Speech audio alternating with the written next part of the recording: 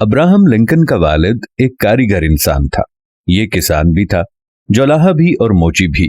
یہ جوانی میں کارین کاؤنٹی کے امرا کے گھروں میں جاتا تھا اور ان کے خاندان کے جوتے سیتا تھا۔ 1861 عیسوی میں ابراہم لنکن امریکہ کا صدر بن گیا۔ اس وقت امریکی سینٹ میں جاگیرداروں، تاجروں، صنعت کاروں اور سرمایہ کاروں کا قبضہ تھا۔ یہ لوگ سینٹ میں اپنی کمیونٹی کے مفادات کی حفاظت کرتے تھے۔ ابراہم لنکن صدر بنا تو اس نے امریکہ میں غلامی کا خاتمہ کر دیا۔ اس نے ایک فرما روا کے ذریعے باغی ریاستوں کے غلاموں کو آزاد کر کے فوج میں شامل کر لیا۔ امریکی اشرافیہ لنکن کی اصلاحات سے براہ راست متاثر ہو رہی تھیں، چنانچہ یہ لوگ ابراہم لنکن کے خلاف ہو گئے۔ یہ ابراہم لنکن کی شہرت کو بھی نقصان پہنچاتے تھے اور اس کی کردار کشی کا بھی کوئی موقع ضائع نہیں کرتے تھے۔ یہ لوگ سینٹ کے اجلاس میں عموماً ابراہم لنکن کا مذاق اڑاتے تھے، لیکن لنکن کبھی اس مذاق پر دکھی نہیں ہوا۔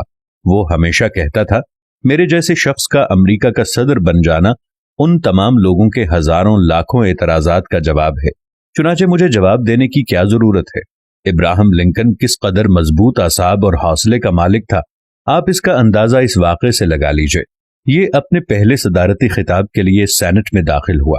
یہ صدر کے لیے مخصوص نشست کی طرف بڑھ رہا تھا۔ اچانک ایک سینیٹر اپنی نشست سے اٹھا اور ابراہم لنکن سے مخاطب ہو کر بولا، لنکن، صدر بننے کے بعد یہ مت بھولنا تمہارا والد میرے خاندان کے جوتے سیتا تھا۔ یہ فقرہ سن کر پورے سینٹ نے قہقہ لگایا۔ لنکن مسکرایا اور سیدھا ڈائس پر چلا گیا اور اس رئیس سینیٹر سے مخاطب ہو کر بولا، سر، میں جانتا ہوں میرا والد آپ کے گھر میں آپ کے خاندان کے جوتے سیتا تھا اور آپ کے علاوہ اس ہال میں موجود دوسرے امرا کے جوتے بھی سیتا رہا، لیکن آپ نے کبھی سوچا امریکہ میں ہزاروں موچی تھے مگر آپ کے بزرگ ہمیشہ میرے والد سے جوتے بنواتے تھے۔ کیوں؟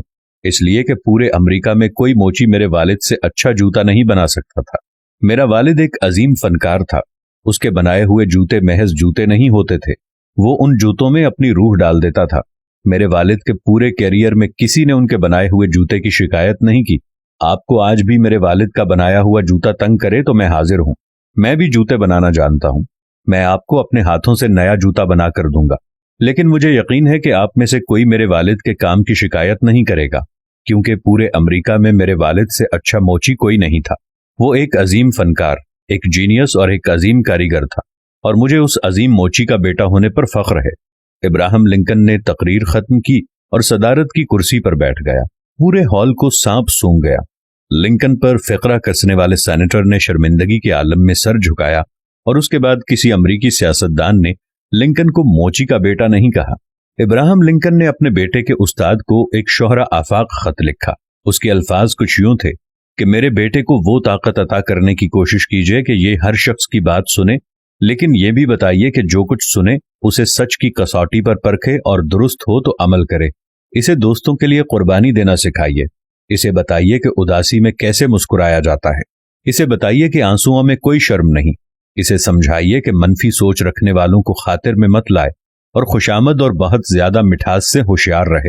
اسے سکھائیے کہ اپنی جسمانی اور ذہنی صلاحیتوں کا بہترین معاوضہ وصول کرے، لیکن کبھی بھی اپنی روح اور دل کو بیچنے کی کوشش نہ کرے۔ اسے بتائیے کہ شور مچاتے ہوئے ہجوم کی باتوں پر کان نہ دھرے، اور اگر وہ سمجھتا ہے کہ وہ صحیح ہے تو اپنی جگہ پر قائم رہے، ڈٹا رہے۔ آپ اس کے استاد ہیں، اس سے شفقت سے پیش آئیے مگر پیار اور دلاسا مت دیجیے، کیونکہ یاد رکھیے خام لوہے کو بھڑکتی ہوئی آگ ہی فولاد بنایا کرتی ہے۔ اسے سیکھنا ہوگا کہ ہر شخص کھرا نہیں ہوتا، لیکن اسے یہ بھی بتائیے کہ ہر غنڈے کے مقابلے میں ایک ہیرو بھی ہوا کرتا ہے، ہر خود غرض سیاستدان کے مقابلے میں ایک دوست بھی ہوا کرتا ہے۔ آپ اسے حسد سے دور رکھیں۔ اگر آپ کر سکیں تو اسے خاموش قہقہوں کے راز کے بارے میں بھی بتائیے۔ اس کو یہ سیکھ لینا چاہیے کہ بدماشوں کا مقابلہ کرنا سب سے آسان کام ہوا کرتا ہے۔ اگر آپ بتا سکیں تو اسے کتابوں کے سحر کے بارے میں بتائیے، لیکن اسے اتنا وقت ضرور دیجیے کہ وہ آسمانوں پر اڑنے والے پرندوں کے دائمی راز، شہد کی مکھیوں کے سورج سے تعلق اور پہاڑوں سے پھوٹنے والے پھولوں پر بھی غور کر سکے۔ اسے بتائیے کہ اسکول میں نقل کر کے پاس ہونے سے فیل ہو جانا زیادہ باعزت ہے۔ اسے بتائیے کہ جب سب کہتے بھی رہیں کہ وہ غلط ہے تو اپنے خیالات پر پختہ یقین رکھے۔